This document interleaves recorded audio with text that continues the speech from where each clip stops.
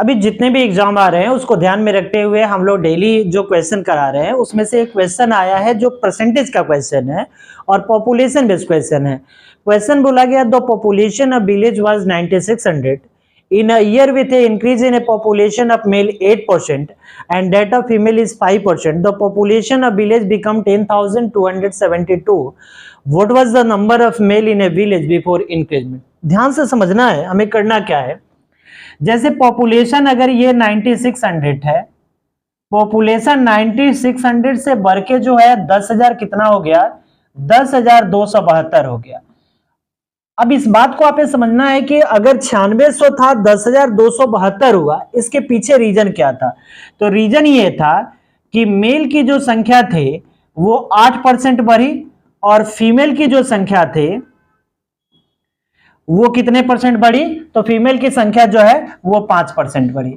अब मेल की संख्या 8% बढ़ी, फीमेल की संख्या 5% बढ़ी, जिसके चलते ये पॉपुलेशन 10,272 हुआ। तो आप कह सकते हैं कि सर यहां से यहां तक जो पॉपुलेशन बढ़ा वो कितना बढ़ा, तो 672 पॉपुलेशन बढ़ा कि नहीं।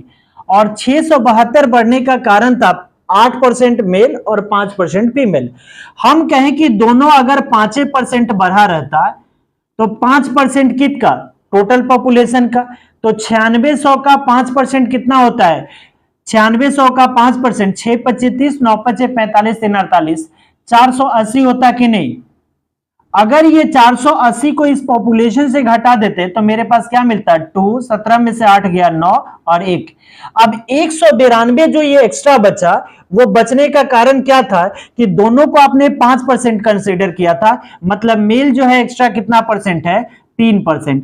और 3% का जो वैल्यू दिया गया है वो किसके बराबर है, 192 के बराबर है।